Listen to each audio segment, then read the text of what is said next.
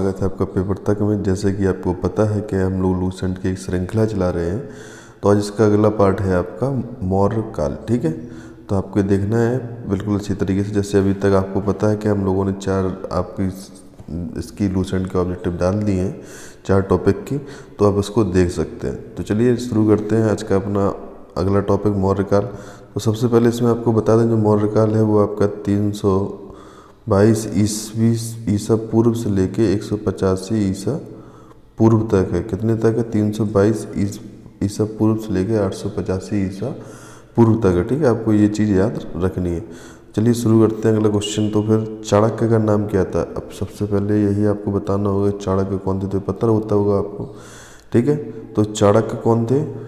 छरगु जानते हैं इनको, चंद्रगुप्त मौर्य के गुरु थे। ठीक है, तो इसका चाणक्य का अन्य नाम क्या था? विष्णुगुप्त था। इनका कई नाम कौटिल्य भी मिलता है। ठीक है, और चाणक्य। निम्नलिखित में से किसकी तुलना मैकियोलॉजी के प्रिंस से की गई है? ठीक है, तो इसका आंसर आपको बताना बिल्कुल कौटिल्य के अर्थशास्त्र, मतलब कौटिल्य भी नाम बताया था आपको, इसका नाम था चाणक्य का। वह शासक कौन था जिसने राज सिंहासन पर बैठने के लिए अपने बड़े भाई सुसीम की हत्या कर दी थी? तो बिल्कुल सही बात है कि सुसीम की हत्या किसने की थी? अशोक ने की थी।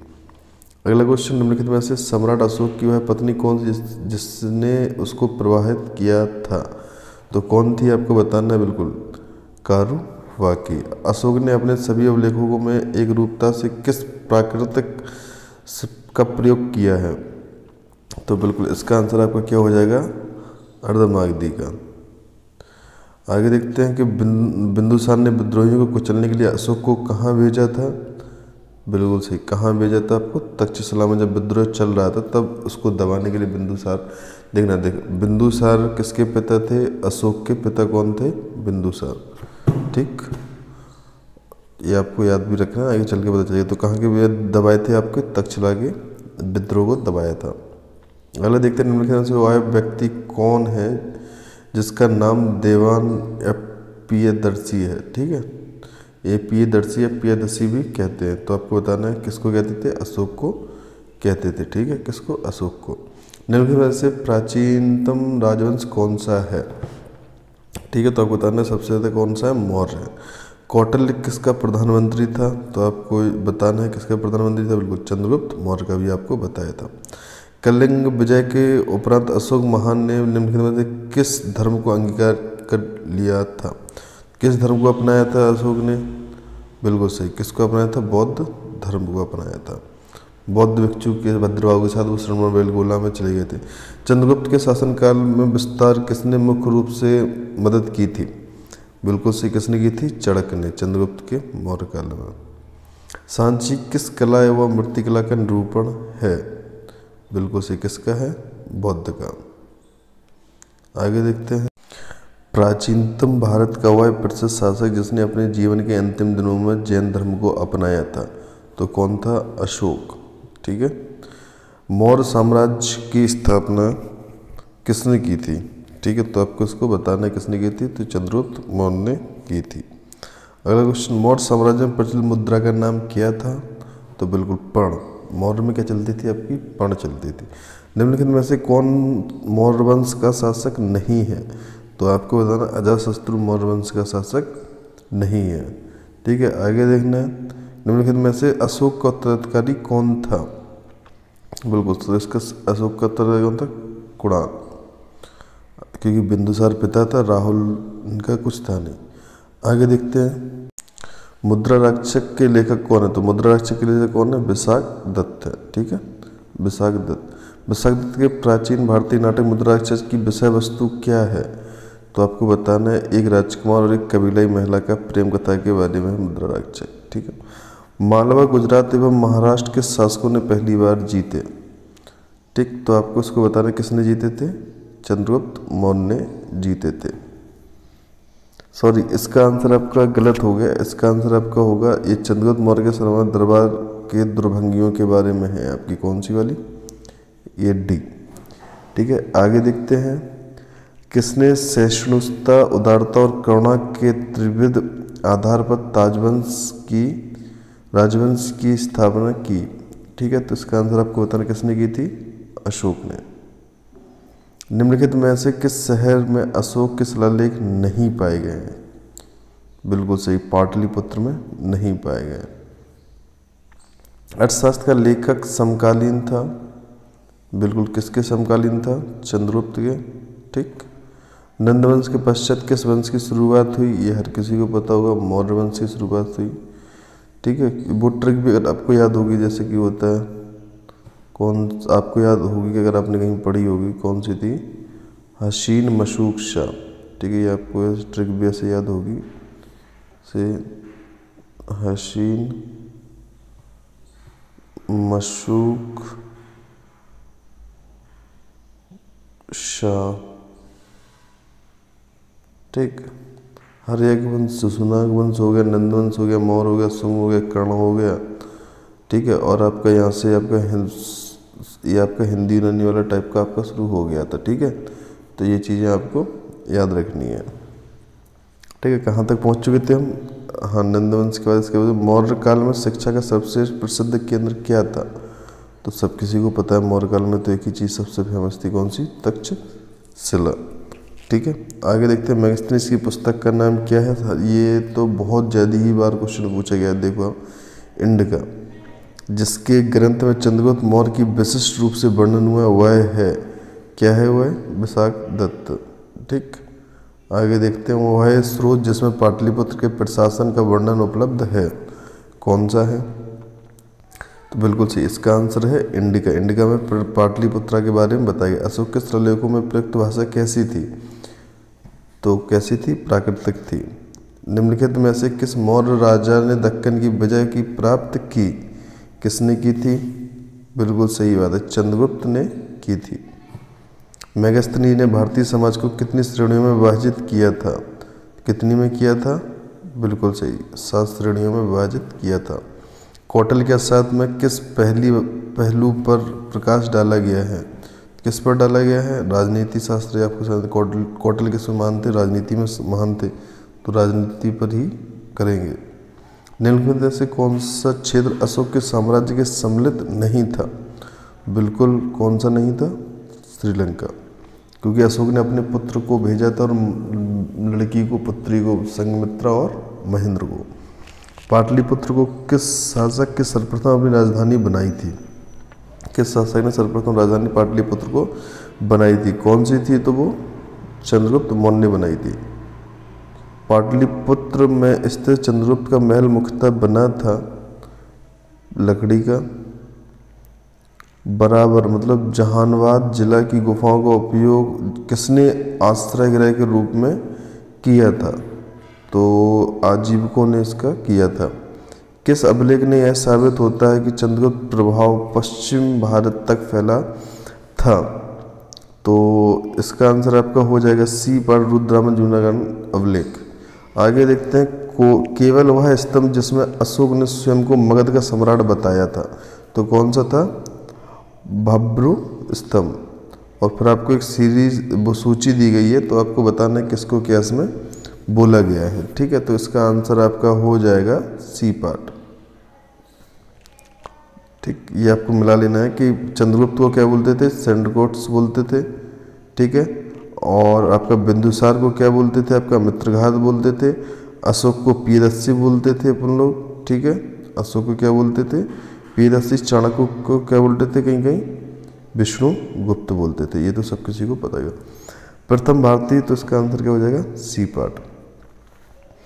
प्रथम भारतीय साम्राज्य स्थापित किया गया किसके द्वारा किया गया था? तो बिल्कुल चंद्रगुप्त मौर्य के द्वारा। उत्तरांचल में अशोक का एक शिलालेख स्थित है, तो आंसर इसका हो जाएगा कहाँ पे है? कालची में। सांची का स्तूप किसने बनवाया था? तो बिल्कुल सही, अशोक ने इसको बनवाया था। अशोक के शिलालेखों को पढ़ने का प्रथम अंग्रेज कौन थे? तो कौन से थे प्रथम अंग्रेज? आपको पता होगा, जेम्स प्रिंसपे। देखो प्रिंसपे मतलब ऐसे ही होता है कि प्रिंस से पहले आए थे तो पहले ही पढ़े होंगे, तो बस ऐसे एकदम चीज़ सोच सकते हैं। कलिंग युद्ध की विजय तथा तक क्षत्रियों के वर्णन अशोक के किस शिलालेख में है? तो बिल्कुल सही, किस में है आपको बताना है? 8 में। प्रसिद्ध यूनानी राजदूत मेगास्थनी भारत के किसके दरबार में आया था? तो चंद्रगुप्त मौर्य के में। चंद्रगुप्त मौर्य ने सेल्यूकस को कब पराजित किया? 173 ईसा पूर्व में। निम्नलिखित में से कौन सा राजा प्राय जनता के संपर्क में रहता था? कौन सा रहता था? अशोक। अशोक ने 261 ईसा पूर्व में कलिंग को जीतने के बाद क्या किया? बिल्कुल सही, इसका आंसर हो जाएगा सी पार्ट। बाहरी रक्तपात देखकर युद्ध की रणनीति से सदा के लिए त्याग कर दिया। अशोक के अधिकांश अभिलेख किस भाषा में मिलते हैं? तो किस में मिलते हैं? प्राकृतिक और ब्राह्मी में। किस ग्रंथ में चंद्रगुप्त मौर्य के लिए बिरसल शब्द का प्रयोग किया गया है? ठीक है, तो आपको इसका आंसर बताना है किसके लिए किया गया है? मुद्रा राक्षस में किया गया है। अगली एक फिर से आपको वो है बतानी है, इसमें से कौन से सही है। तो मौर्य नरेश के बारे में कौन सा कथन सही है? तो आपको पढ़ने हैं, तो इसका आंसर हो जाएगा पहला, तीसरा और चौथा। ठीक है, इन्होंने सोने के सिक्के नहीं चलवाए थे, आपको अभी आगे पता चल जाएगा। आगे देखते हैं, अशोक ने कलिंग युद्ध के दौरान मौर्य साम्राज्य को जोड़ लिया था। कलिंग को मौर्य में जोड़े थे। कलिंग दक्षिण भारत को आने वाले स्थानीय एवं समुद्री मार्गों पर नियंत्रित करता है। तो इसका आंसर बिल्कुल सही है, इसका आंसर ए हो जाएगा। दोनों सही है और दोनों पूर्णतः रूप से सही से व्याख्या इसकी करते हैं। अशोक जो शिलालेखों को रॉक एडिक्ट संगम राज्य के बारे में हमें बताते हैं उनमें शामिल है, मतलब उनमें से कौन कौन से आपके शिलालेख हैं? तो उनमें से जो आपके शिलालेख है वो है दूसरा और 13वां। फिर से एक कथन है, उसका फिर कथन दिया गया, देखना है सही है कि नहीं है। अशोक के राज्य देशों के अनुसार धार्मिक निष्ठा की अपेक्षा जनता के मध्य सामाजिक समरसता अधिक महत्वपूर्ण थी। कथन, उसने धर्म संवर्धन के स्थान पर समता के विचारों का प्रसार किया। तो बिल्कुल सही, इसकी पहला पार्ट सही हो जाएगा, ये वाला। दोनों की व्याख्या भी सही करते हैं। निम्न में से राज्य देश में अशोक के व्यक्तिगत नाम का उल्लेख मिलता है। तो कौन सा उल्लेख मिलता है अशोक के नाम का, आपको ये भी बताना है। तो बिल्कुल सही हो जाएगा क्या? गुर्जरा और मास्की में मिलता है। वैसे आपको ये मास्की और गुर्जरा में। निम्नलिखित वक्तव्यों में से कौन सा एक अशोक के प्रस्तर स्तंभों के में गलत है? तो बिल्कुल सही, इसकी आंसर आपका ये कौन सा गलत हो गया? स्थापत्य संरचना के भाग है। श्रीनगर की स्थापना किस मौर्य शासक ने की थी? अशोक ने श्रीनगर को बसाया था। ठीक है, आगे देखते हैं कि ये सूची है, आपको मिलान करनी है। तो उत्तरापथ किसको कहते थे? तक्षशिला को। दक्षिणापथ किसको कहते हैं? आपको सुवर्णगिरी को। अवंती राष्ट्र कैसे कहते हैं? उज्जैनी को कहते हैं। प्राची किसे कहते थे? पाटलिपुत्रा को। वैसे प्राची पूर्व की दिशा को भी बोलते हैं। किस ग्रंथों में शूद्रों के लिए आर्य शब्द का प्रयोग किया गया है? तो ये किया गया अपना अर्थशास्त्र में। अशोक ने राजअभिषेक के चौथे वर्ष में निग्रोध के प्रभाव से प्रभावित होकर किसी बौद्ध धर्म की दीक्षा ली? ठीक, तो आपको पता चलना चाहिए, उपगुप्त नामक बौद्ध भिक्षु से अशोक ने दीक्षा ली थी। किसने पाटलिपुत्र को पॉलीब्रोथा कहा? तो बिल्कुल सही, किसने कहा था? मेगस्थीज ने कहा था। मौर्य काल में एग्रोनोई किसे कहा जाता था? बिल्कुल सही, किसे कहा जाता था? सड़क निर्माण करता अधिकारी को। मौर्य काल में गुप्तचरों को कहा जाता था। गुप्तचरों को क्या कहते थे मौर्य काल में? बिल्कुल सही, गूढ़ पुरुष। किस श्रीलंकाई शासक ने अपने आप को मौर्य सम्राट अशोक के आदर्शों के अनुरूप ढालने के लिए कोशिश की? किसने की? तिस्त ने की थी। ठीक है, किस जैन ग्रंथ ने चंद्रगुप्त मौर्य के जैन धर्म अपनाने का उल्लेख मिलता है? तो ये परिष्ट पर्वन। ठीक है, ये आपको याद रखना है। किस महीने से मौर्यों का राजकोषीय वर्ष आरंभ होता है? बिल्कुल सही, कब से होता है? आषाढ़ से होता है। निम्न में से किन किन दक्षिण भारतीय जातियों का उल्लेख अशोक के शिलालेखों में मिलता है? तो आपकी पहली, तीसरी, चौथी और पांचवी। अशोक के बारे में जानने के लिए महत्वपूर्ण स्रोत क्या है? तो आपके सबसे ज़्यादा अशोक को जानने के लिए शिलालेख ही अशोक ने सबसे ज़्यादा क्या बनाए थे? शिलालेख अशोक ने बनवाए थे, खुदवाए थे। अशोक के काल की कौन सी लिपि दक्षिण भारत में प्रवर्तित हुई थी? तो आपकी कौन सी हुई थी? ब्राह्मी लिपि। अशोक के शिलालेखों को भारतीय महाद्वीप के बाहर भी पाया गया। निम्नलिखित में किस देश में इसको पाया गया? तो सबसे पहले पाया गया था आपका अफगानिस्तान में, भारत में भी पाए गए हैं। ठीक है, आगे देखते हैं। अत्यंत पॉलिश किए गए एकाश में अशोक स्तंभ जिस पांडुलिपि या बालूकाष्म के एक टुकड़े के तक्षित किए गए हैं उसे साधारणतः कहाँ की खदानों से निकाला गया था। तो ये बताना है आपको किससे निकाला गया था, तो मिर्ज़ापुर के समीर चुनार से। भारतीय लिखने की कला नहीं जानते हैं किसकी युक्ति है, ये किसकी युक्ति है आपकी, मेगास्थनीज की ही युक्ति है। किसकी, मेगास्थनीज की। किस मौर्य सम्राट ने एक विदेशी राजा सीरियस एंटियोकस प्रथम से अंजीर और शराब और दार्शनिक को भारत भेजने का आग्रह किया था। बिल्कुल सही, बिंदुसार ने किया था। लेकिन उसने क्या किया था, एंटियोकस ने तो देखो दार्शनिक छूट सब चीज़ें दे दी थी। उसने कहा था कि हमारे यहाँ शिक्षा बेची नहीं जाती, दार्शनिक जो था वो कह रहे थे कि सरस्वती का रूप समान था, तो हमारे यहाँ सरस्वती को बेचा ऐसा नहीं जाता है।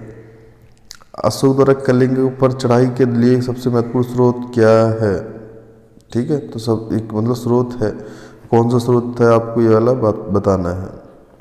तो 13वां बृहत वाला ये शिलालेख। बिंदुसार की मृत्यु के समय अशोक किस प्रांत का गवर्नर था, बिल्कुल सही, कहाँ का था, उज्जैन का गवर्नर था। किस शिलालेख में अशोक ने घोषणा की कि सारी प्रजा मेरी संतान है। ये पहले ही मैं कहा था कि हर कोई बोलता है पहले ये सब लोग मेरी संतान है। कौन सी घोषणा युद्ध और अहिंसा के प्रति अशोक ने आंतरिक दुख को स्पष्ट किया था, ठीक है, तो आपको बताना है कौन से, हाँ ये आपको बताना, इसका आंसर हो जाएगा आपका कलिंग का पृथक अभिलेख शिलालेख। किस शिलालेख में अशोक किस शिलालेख में अशोक की यह घोषणा अंकित है कि समय चाहे मैं खाता रहूं या रानी के साथ विश्राम करता रहूं, मैं अपने अंतशाला में रहूं, मैं जहां भी रहूं, मेरे महामात्र मुझे सार्वजनिक कार्य के लिए संपर्क कर सकते हैं। बिल्कुल सही, किसमें कहा था, छठे शिलालेख में कहा था।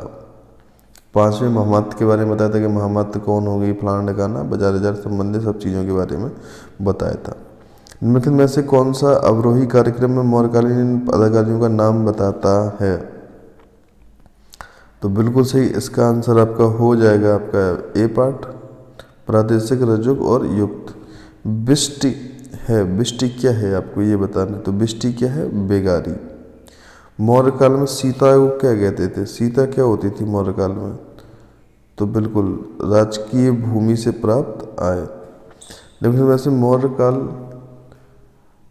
में से मौर्य काल का सबसे अच्छा नमूना कौन है,